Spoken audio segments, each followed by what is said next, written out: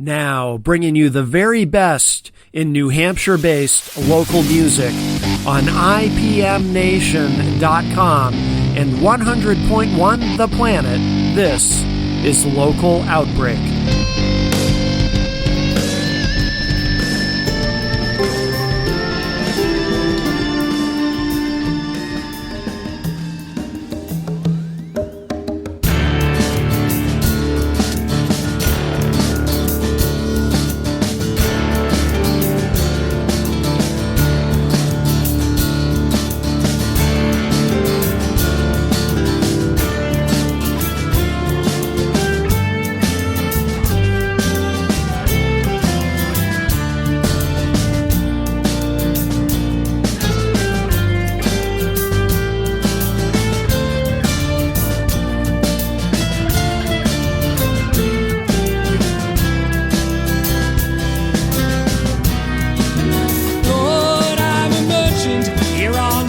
Square, trying to save my piece of the pie. Is it really right or even fair for my livelihood to be denied for the renaissance of glass and steel?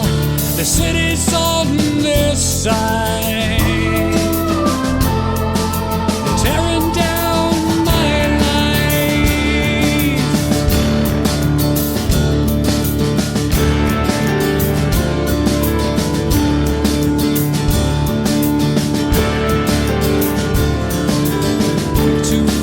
You're moving too fast for a simple man like me.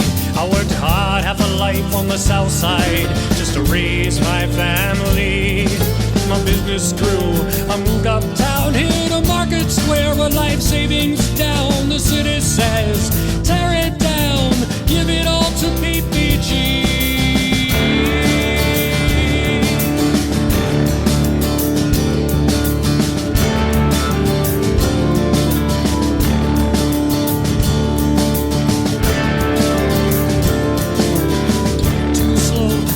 Too slow for a common man like me. All my friends said stay, but the judge said no, and I thought this life was free. One by one as the shops closed down here on Market Square, I'm losing ground. I won't give in, won't lay it down, won't give it all to PPG. Lord, I'm a merchant here on Market Square, trying to save my piece of the pie. Is it really right or even fair for my livelihood to be denied for the renaissance of glass and steel? The city's on their side, they're tearing down my life. Oh, it's my life.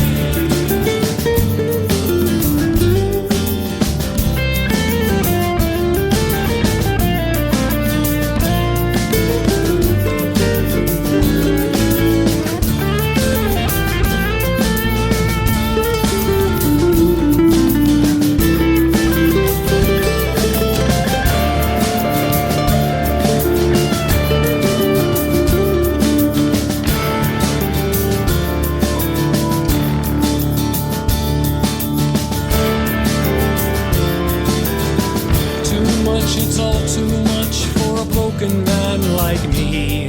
Now my bank accounts lie empty, there's a loophole in my lease. We give you 30 days, not a minute more. Here on Market Square, I gotta close my doors. Makes no sense. If I wanna eat, gotta go to work for PPG. Lord, I'm a merchant, laid off Market Square, trying to save my piece of the pie. Was it really right or even fair for my livelihood to be denied for the renaissance of glass and steel? The city's on this side, they're tearing down my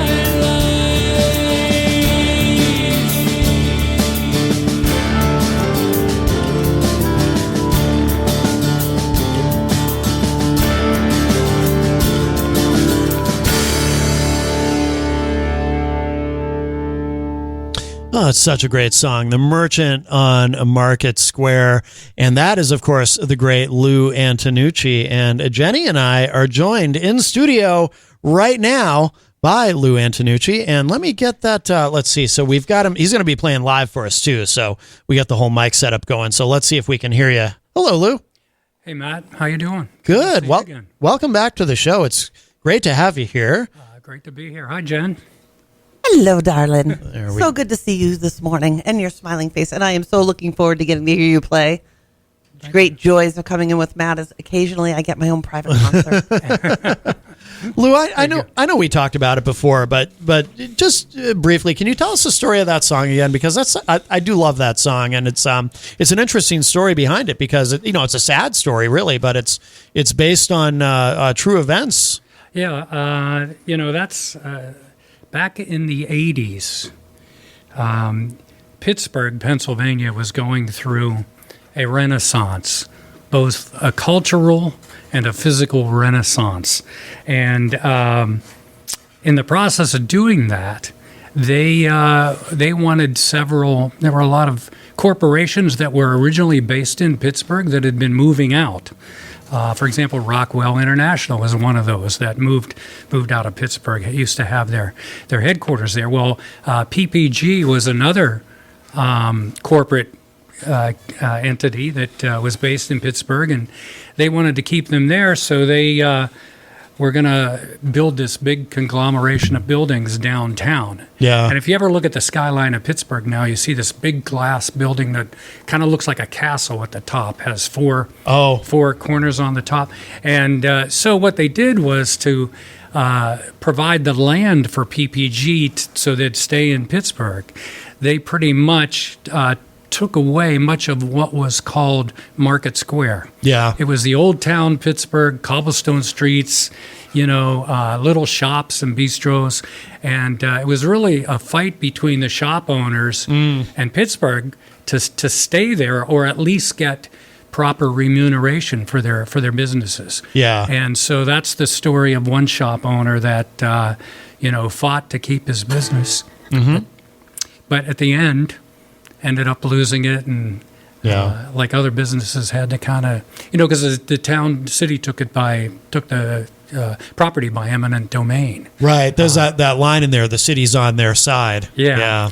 So anyway, but I mean, Pittsburgh has really grown dramatically over the years, and it's a great city now. Yeah. But that's kind of a little sad story of the past. Yeah. But a great song came out of it. I do love that. Yeah. What have you been up to? You're always very, very busy. Still playing locally. Now that it's summer, it's a pretty busy time. Because most of the restaurants and clubs add their outside patios. Yep. And so they'll have singers out on the patios. So doing that right now. As a matter of fact, I'm playing tonight over at the Homestead in Merrimack. Okay. 5:30 to 9 this evening over there. And then also kind of in between on my Yumi and Harry show tour. Yep. I did several shows in April. Okay. And because of the busy summer with the clubs, I generally will take June and July off from that show. Okay. And then back in August, I start back up with that. Okay. Got a number of shows coming up in August and September. Now, for listeners who are not familiar, who may not have heard your previous appearances on the show or are not followers of you online yet, what is Yumi and Harry? Yumi and Harry is, I'm not going to call it a tribute show. A lot of people like to do that. Yeah. But it's a 2-hour show, and it's just me, my guitar, and all Harry Chapin music. Mm-hmm. And there's a big contingent of Harry Chapin fans out there. Yeah. And so I do the show, and I generally do it in small stage clubs, intimate 75 to 100 seat clubs. Mm-hmm. And it's a very engaging type of show. I'm very much engaged with the audience, as Harry used to be. Right. And I do all the favorites, but then also a lot of his songs that a lot of folks haven't heard before. Yeah. So that's what the show is about, and it's been doing very well. I mean, the first year I did it, I've been doing it 3 years now. First year I did it, I did 3 shows. Okay. One in Vermont, one in New Hampshire, one in Maine. I remember, yeah. Yeah. Second year, I grew to 5 shows, mostly in Maine and then Pennsylvania. Yeah. And this year, I'm up to 10 shows in the tour now. So I got 6 more coming up. I'm doing one State College, PA, Tuckerton, New Jersey, Kennett Square, Philadelphia, and Gibsonia outside of Pittsburgh. Okay. And then 2 up in Maine. So Wow. keeping me busy, coming back in August with that. That's fantastic. Has it surprised you at all just how busy it's kept you? I mean, when you started that project, did you think you were going to be doing as many shows as you are? I had hoped I would be. Yeah. I didn't necessarily think I would be, or it would grow that fast. Yeah. But the thing about it is, it takes a lot of time because I do all my own booking and all my own marketing. Yep. I do a lot of social, a lot of Facebook, and it's been very, pretty much all the rooms so far have been full. So it certainly has gone well so far. That's outstanding. So I'm shooting for 20 next year. Are you? Yeah. Excellent. Good for you. Good for you. Well, so you're going to play some songs for us today. Of course, you brought your guitar. What are we going to hear some of today? Well, I thought I'd do some original things. Cool. In the past, I've done a lot of Harry songs. And Yeah. I'll do one a little bit later that we'll talk about. But I thought I'd do some original things, and I was feeling somewhat nostalgic. Okay. So I'm going to go way back. Oh. And kind of give you this little chronology of some of my early songwriting. Okay. Okay. Now, this is a song. This was on my CD that we've talked about before, An Almost Perfect Flight. But it's actually a song that I wrote when I was 13 years old. Really? Yes. One of the first 3 songs I had ever written, and only has 4 chords, very simplistic. Yeah. Don't know where it came from. Yeah. Okay. Anyway, it's called Family Life and Freedom. Before you start, sure. Before you start the song, Lou, just give us a little strum. I just want to make sure we got good levels here. Yeah. That sounds really nice. That sounds really good in the headphones. Okay, we should be good to go. All right. All right, the great Lou Antonucci is here with us live in studio.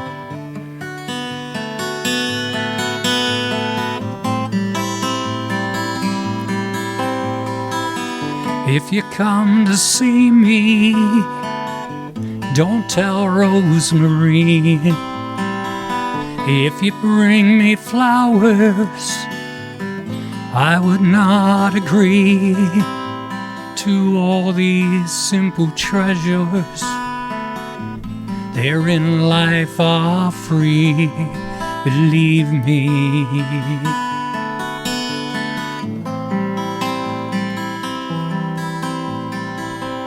If your heart is broken, find your sacred tree and plant it in your garden. The truth will lie beneath. Unearth the walls of my obsessions. When you were loving me, believe me.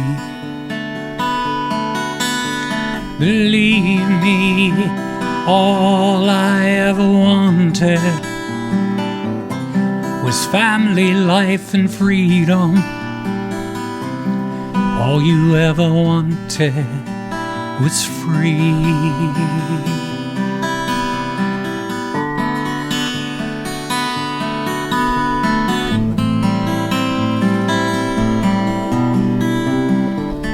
Sifting through the madness, in time we come to see that all these simple treasures, they're in life are free. So now I'll try to reach them, hoping not to bleed. Believe me. Believe me, all I ever wanted was family life and freedom. All you ever wanted was free.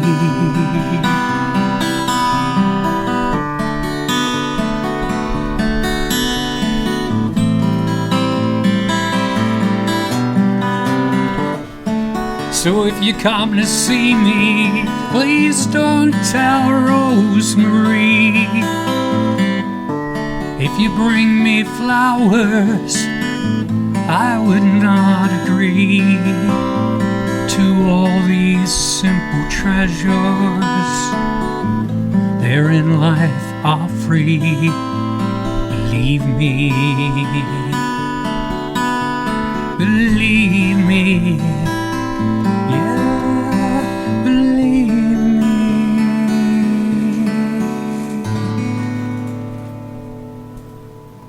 Oh my God, I love it. That was beautiful.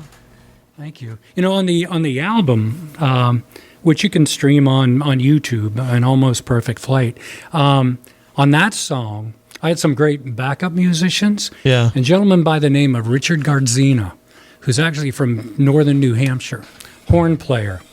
He played sax on some of the songs, but on that particular song played some amazing flute. Oh, really? Yeah. And it just makes that song kind of a little symphony of its own. Yeah. He did a great job with it. So. And did you say you were 13 when you wrote that? 13. That's And incredible. I don't know where it came from. The only connection I have to that is my sisters and I had our cousin Patty, who used to come babysit us, and her older sister was our cousin Rosemary.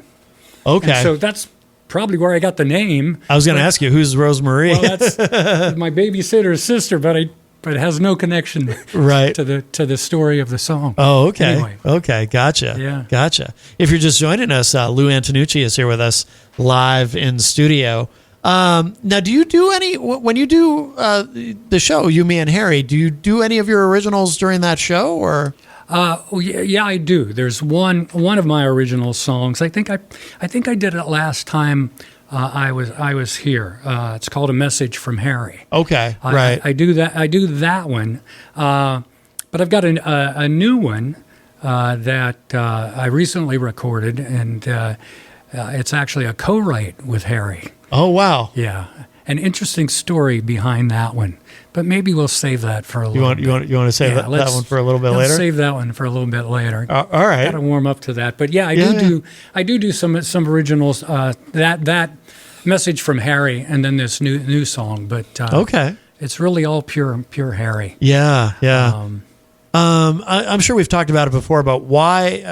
Obviously, Harry Chapin would you say he's your favorite artist of all time, or? Yeah, I think he's the one. You know, when I was growing up, when I was 13 and through my teen years, right, I was mostly I would mostly follow Harry Chapin, James Taylor, Jim Croce, John Denver. Yeah. But I guess Harry was the one who really stuck with me because of the uniqueness of his story songs. Okay. You know, and then the songs that I've written over time, I think lend themselves a little bit more to story songs. Right. That makes sense. Yeah.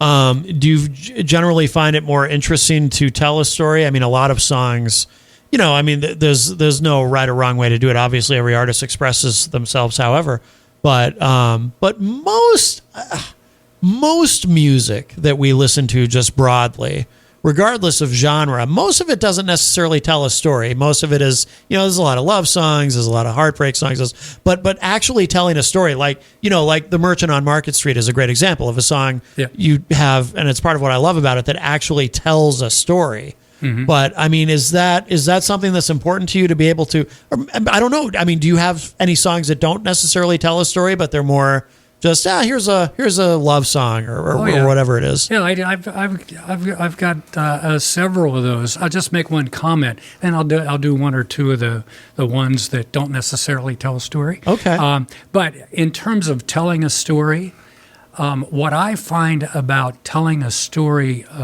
in a song, especially if it's from some true event, is that people in the audience, when they come to listen to music, right, and not coming to dance, not coming to drink necessarily, but coming to listen to music, there's something in those story songs that they find relatable. Yes. And when they relate to it, they get so much more wrapped into it. Yeah. And that's what I like. That's what I like to see happen. Yeah. Now, if you don't want to necessarily have a a story song, I've got one here. Now, this one I wrote a little bit later in my teenage years. Okay. Okay. This one I wrote when I was 17. Okay. Now, being from Western Pennsylvania, at that time, back in the 70s, okay, a lot of things going on, but one of the things that was really happening, not just in Western Pennsylvania, but across the country, was the boom in fast food. Yes. Okay? Yep. You know, in Western Pennsylvania, it was McDonald's, it was Burger King, it was Wendy's, it was Burger Chef, it was Winkies. I don't know if they had Winkies up here anywhere. No. Winkies was an interesting one. Huh. And it was, if you were into seafood, it was whatever that seafood chain was, Long John Silver's. Oh, okay. Right. Yep. Okay, so one day I sat down and I said, maybe I should pay a little homage to fast food. Okay. So this is what came out of that. Very curious to hear this. Not a love song, not a story song, just a song about fast food. All right, Lou Antonucci live in studio.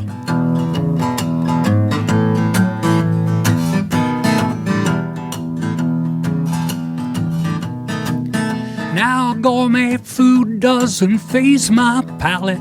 I never been one for getting heavy into wine and cheese. Now Mom Antonucci can bake that lasagna, but I don't need no fancy dinners. I'm much more easy to please. Just give me some good old-fashioned all-American fast food. Now order me up a charcoal broiled burger, a number one in U.S. government inspected beef. And the sesame seeds hold the buns together. You can pass on the onions, give me some ketchup, tomato, and a slice of pickle. American fast food. Well, I've never been accused of being vitamin deficient. I got no ulcers in my teeth, I'm doing just fine. And I credit my good health to that fast food habit of mine. All American fast food. American fast food. All American fast food. American fast food.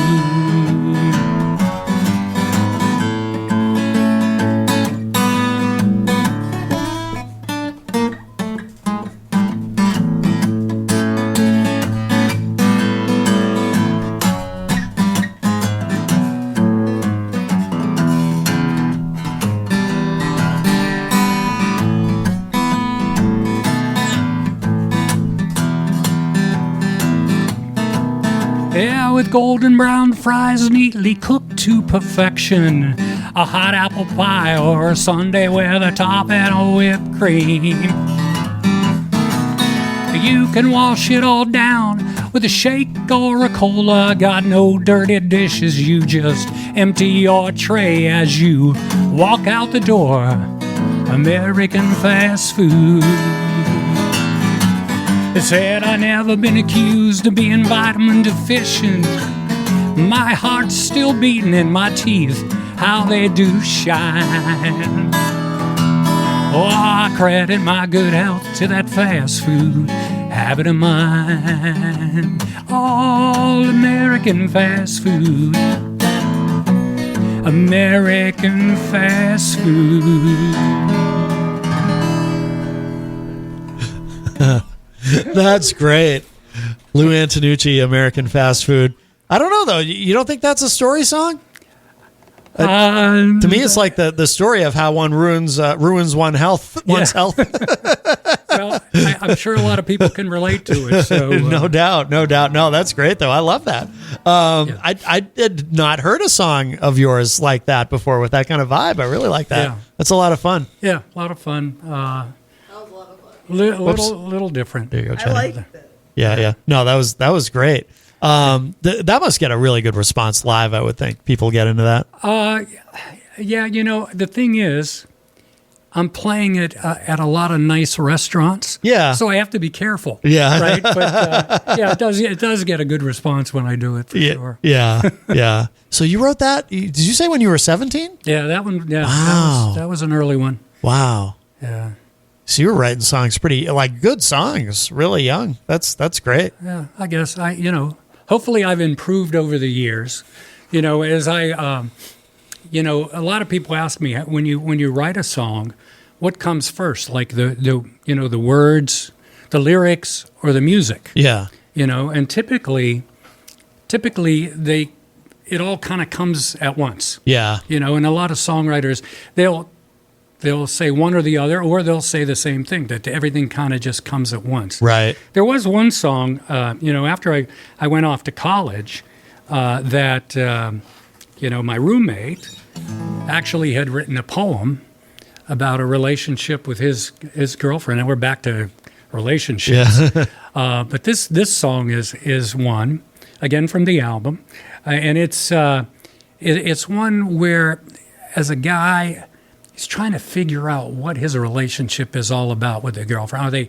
Are they really just friends, or is there going to be something serious there? Yeah. And I had never really done anything like that, where I've taken words like a poem that he had given me and turned it into a song. But this one, this one came out pretty good. The relationship, his relationship didn't stand the test of time, but yeah. I think the song has. All right. This one's called, if I could do it, this one's called Touch the Sun. Lou Antonucci live in studio. All right, let's hear it.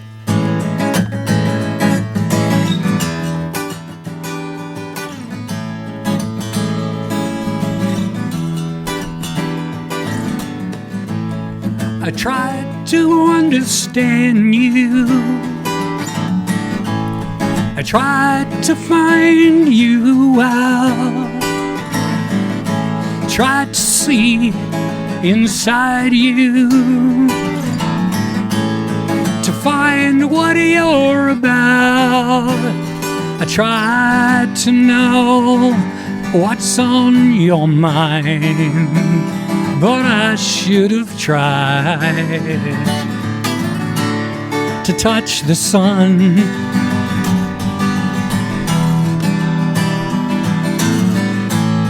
You held yourself above me,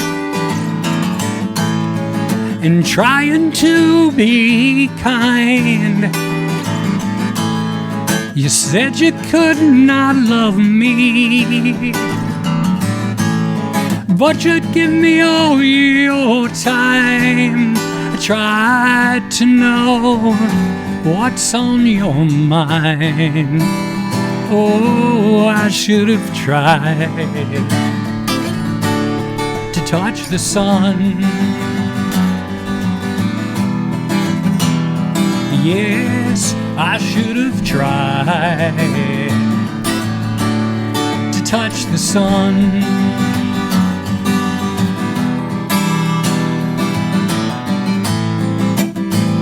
So you go your way, I'll go my way. Sometimes it has to be that way, and sometimes you could make me feel like always was just around the corner, but it's always out of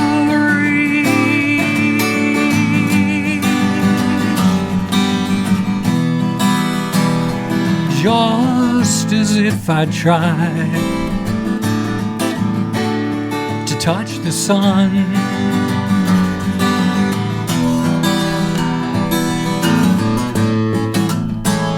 The many times I told you this is a love, it's not a game. I'd embrace but never hold you, and cherish through the pain of trying to read between the lines. Oh, but I should have tried to touch the sun. Yes, I should have tried to touch the sun.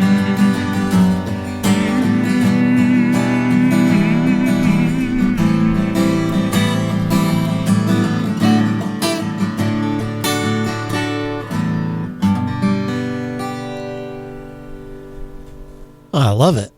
That's a great song. Great song. Lou Antonucci is here with us live in studio. So that's another one that goes way back then, right? Yeah, that one goes way back. That was, right at my freshman year of college. So I guess I was 18. Okay. There was another song I wrote that I mentioned earlier. I'm feeling kind of nostalgic, and this song, I don't think I've ever played this song out in public, except for playing it back when I was 18 in college. Really? I played it in my dorm room for people, and then I played it. We had it was interesting. In our school, we had an off-campus dorm where they put the freshmen. Yeah. It's called Forest Manor, and they had one building with the guys and one building with the girls, all freshmen. Okay. And then they were separated by a cafeteria. Okay. And so it was a great way to build camaraderie for your freshman class. And I had done, concerts in my dorm room, then in the cafeteria. We had a big concert there. Yeah. And then I eventually went back to that school and did a show at the Student Union there. Oh, wow. But this song I had written after I had first gotten to college. This one's about that. And again, I've not played this since I was 18. I feel like we're getting an exclusive here. This is great. This is an exclusive. This is cool. Okay. First time on the airwaves. All right. This is a painful one. This is about, you're in high school, right? You got that girlfriend or you got that boyfriend, and you're hot and heavy, and then you graduate, and you're both going off to different schools, right? Yep. And you're either going to make it or you're not going to make it. But for those first couple months, you're dealing with that heartache of being apart. Yeah. Okay? Yeah, yeah. That's what this one's about. Relatable, yeah. Again, haven't played it for long time. Long some time. years, probably. And a Lou Antonucci exclusive. I like this. Okay. There you go. All right. Only for you, Matt. Oh, wonderful. All right. This one's called Driving Me Mad. All right. Living without you is making me sad. Going in circles is not what I meant when I said, girl, we can make it together again. It's driving me mad.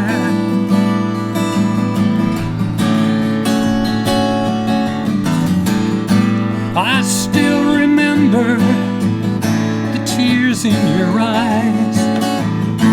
I hated to leave you, but don't ask me why. I'm still here, can't you see? I'll give it a try, but it's driving me mad.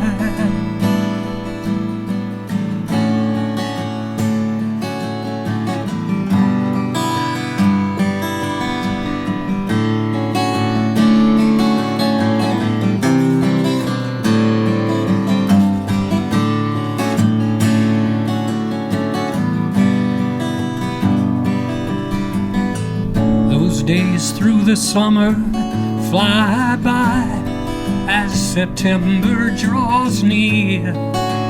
Time once again to say goodbye.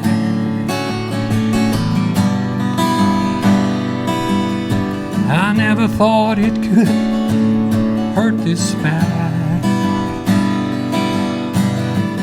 If I could just see you tomorrow, I won't be afraid to tell you just how much it hurts to be so far away and missing you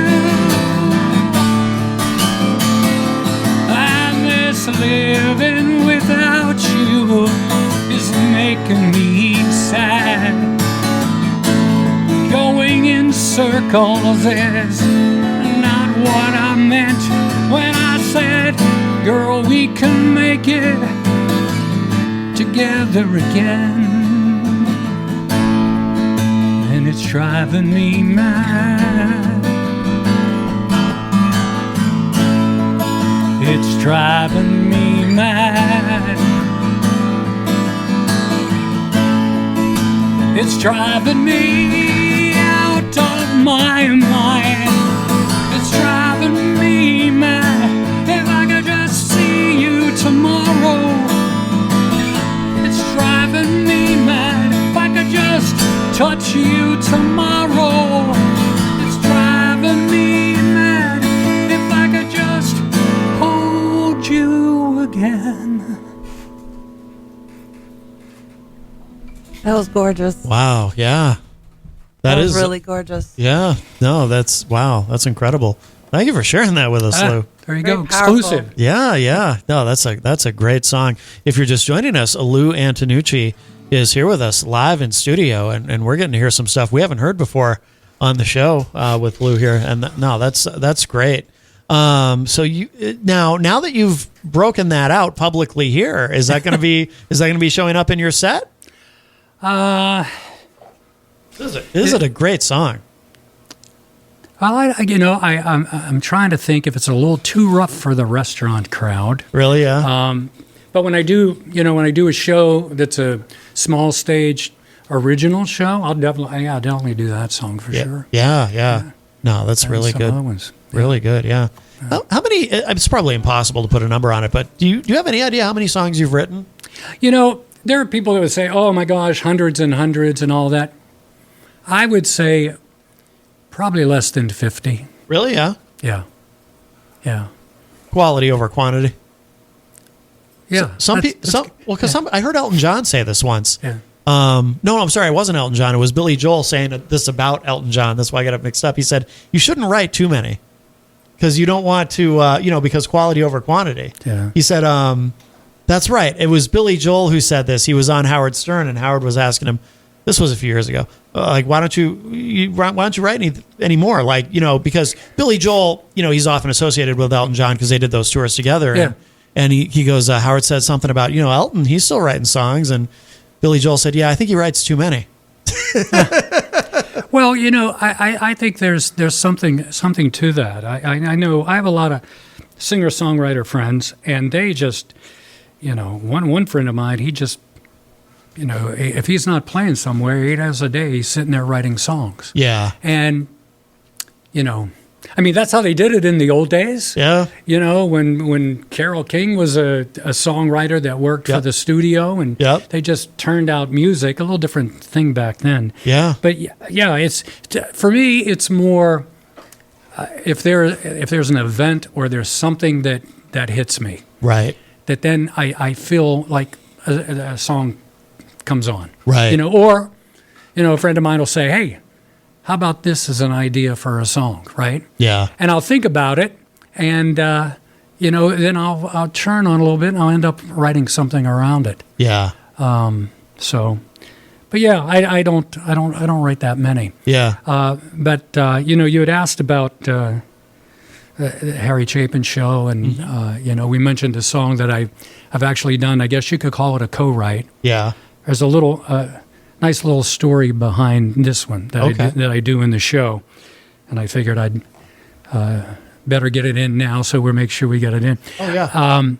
But the I've been doing the show now for 3 years, and last year I contacted a gentleman in Long Island, New York. Now, anybody knows Harry Chapin knows he's from Huntington, New York on Long Island, and his family's from there. And Long Island is like Harry Chapin country. Okay. And this gentleman, over the years, for 23 years now, they've been doing a concert in Long Island, and it's a Harry Chapin tribute concert. And it's all the Long Island musicians that get together to perform in the show. Okay. So I called him up last year and said, hey, I do this show, you, me, and Harry. We just started traveling a little bit, and I play Harry's stuff all the time, blah, blah, blah. I'd love to come down and do a song in your show, because he typically would have about, I think this year there were 38 people. Yeah. Okay. Yeah. And some duos, trios, Wow. some singles as part of this show. Wow. Big production. It's really Sounds it. fantastic. So I called him up and I said, "Hey, could I come down and do a song?" Yeah.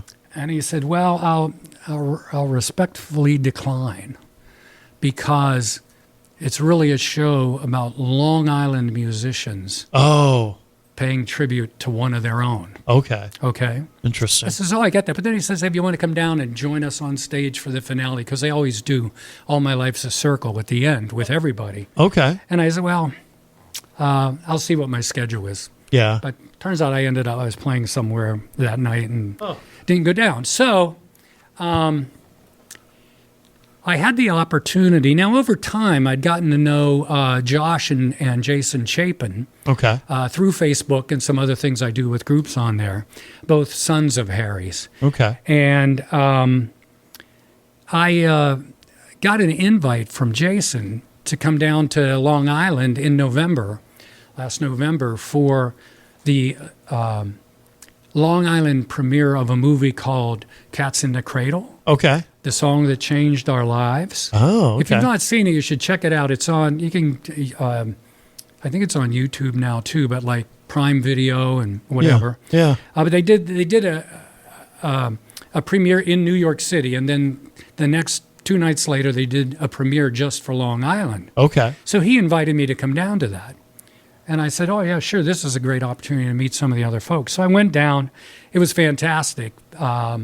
Because I happened to be in the VIP room because he invited me.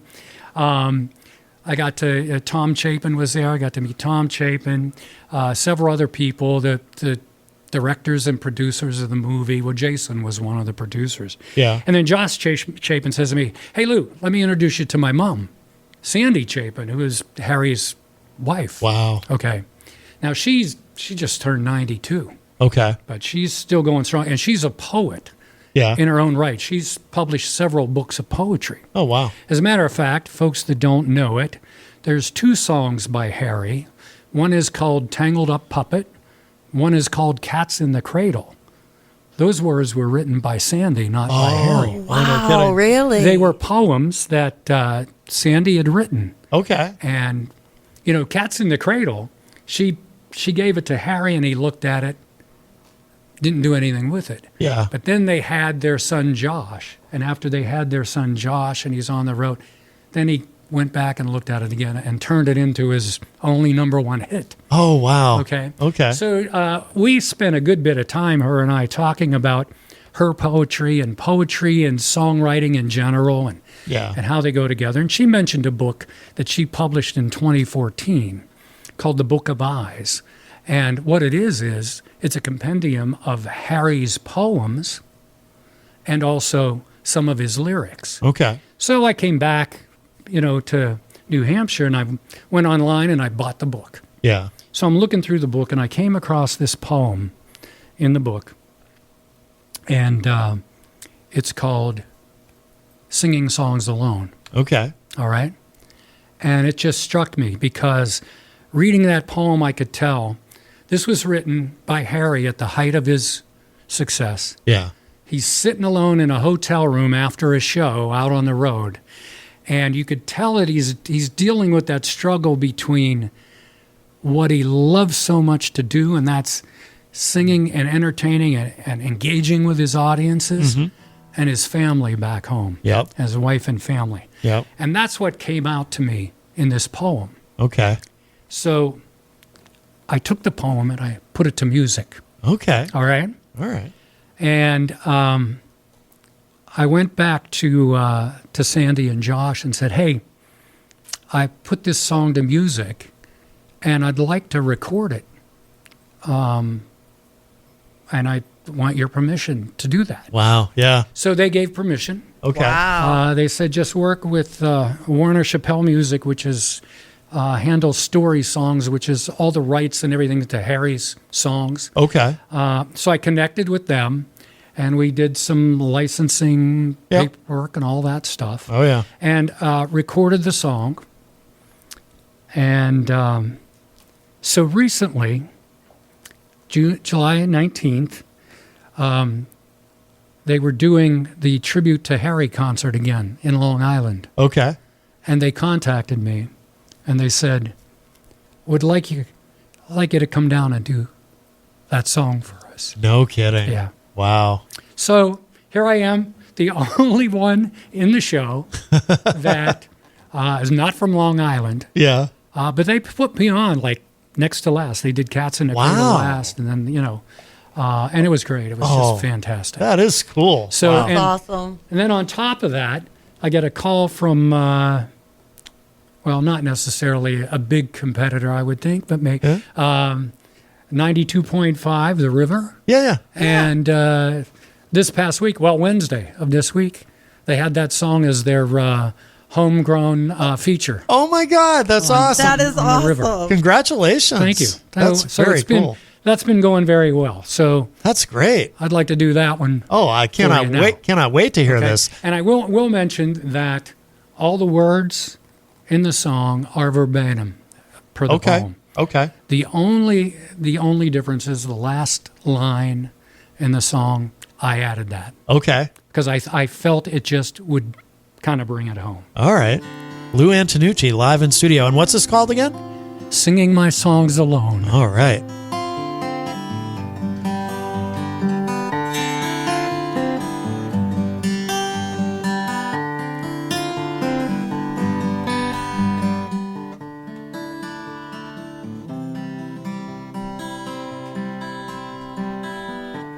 I live inside my music. I love the spaces there. I can soar inside my stories. They can take me anywhere. You may say he's up there working. We've got our jobs and singing's his. But to me, I see it differently. It's the only world there is.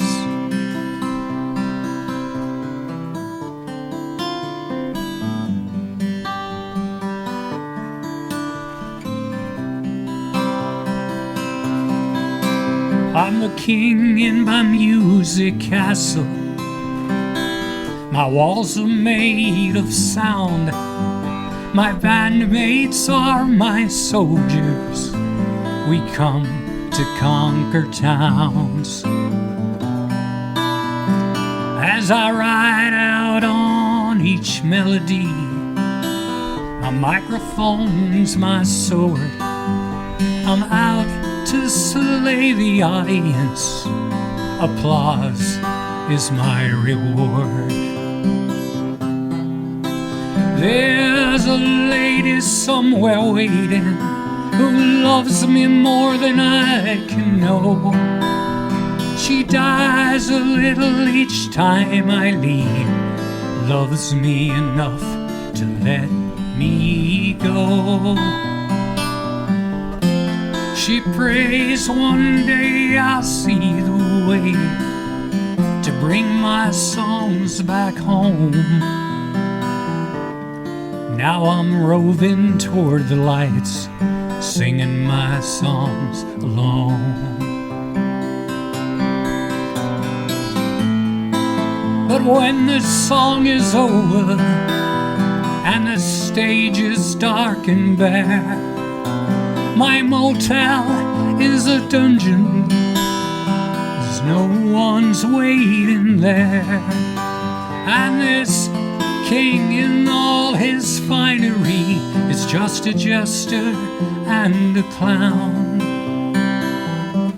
My castle's a pack of playing cards that all come tumbling down. There's a lady somewhere waiting who loves me more than I can know.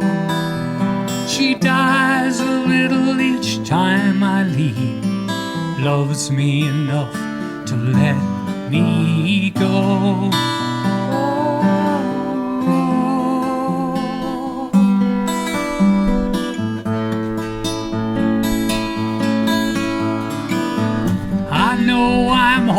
this crazy and almost classic case. It seems to come out backwards. I've got a mask behind my face. I'm alive when I'm singing, and I've an admission I must make. When I'm up here, it's reality. When I'm off stage, it's a fake. There's a lady somewhere waiting who loves me more than I can know. She dies a little each time I leave, but loves me enough to let me go. She prays one day I'll see the way to bring my songs back home.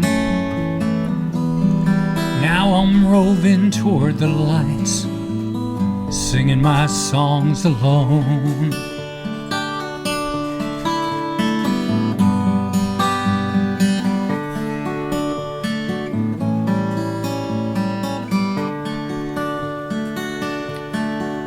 And when the stagehands finally dim the lights, I'll be bringing my songs back home.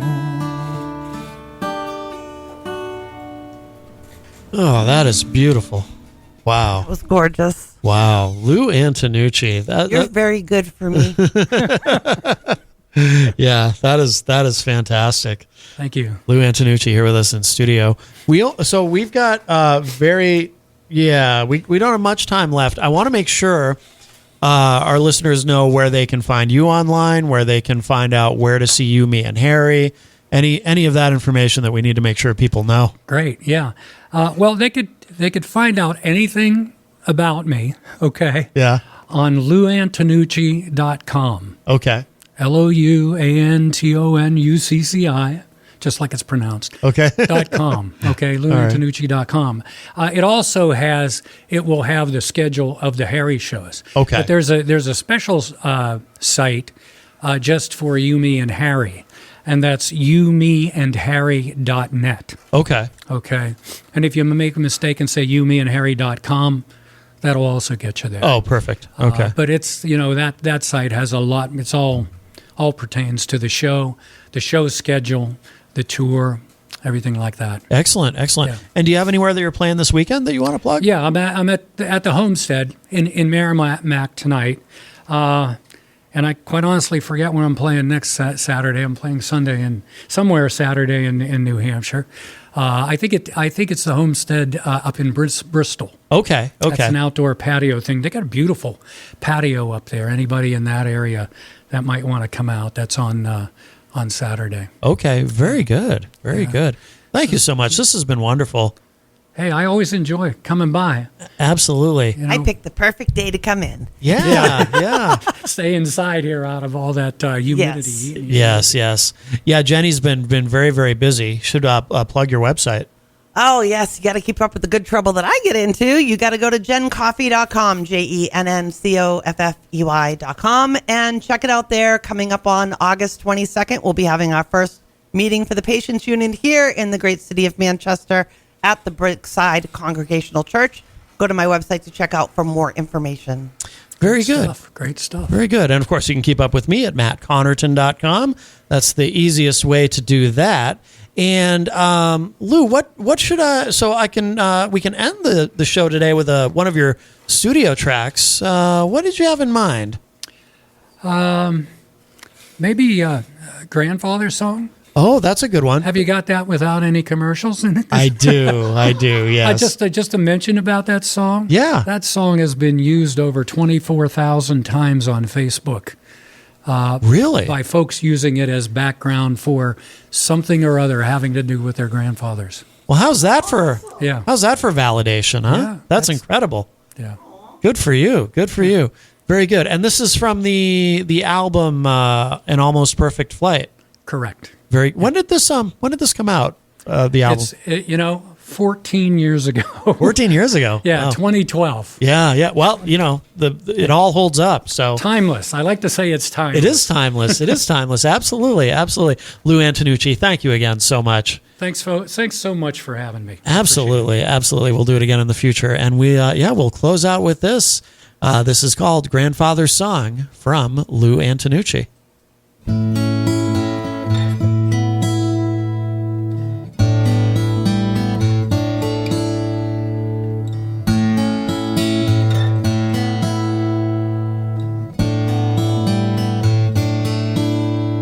My grandfather is the soul of this family. 81 years along in his life, living alone at the top of his mountain, tending his gardens where no one can find him, planting his flowers one at a time.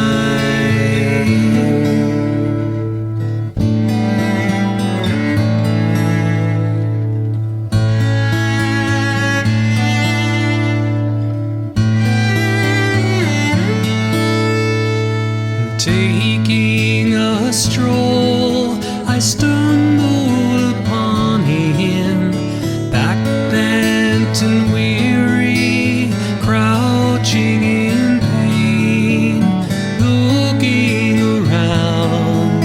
I notice his treasures, beautiful gardens, just his hand behind them, glowing with flowers and blossoming vines.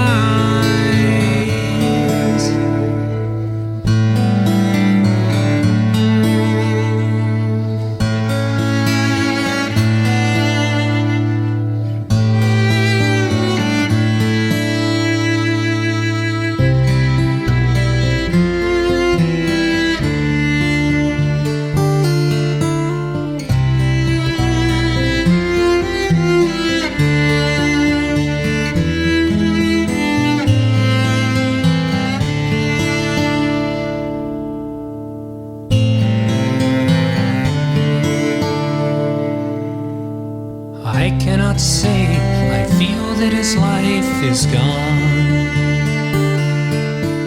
I can't be sure, think that I might be wrong. He's such a fine old man.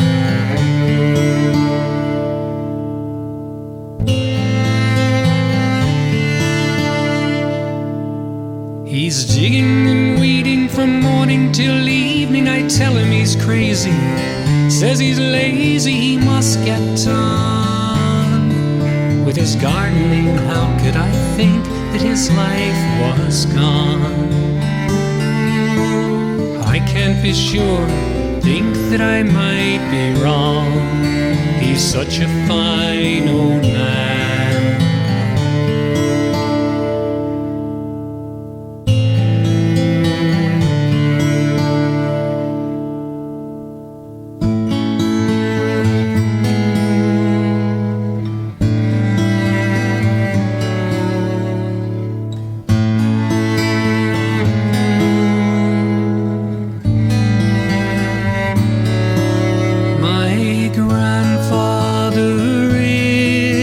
The soul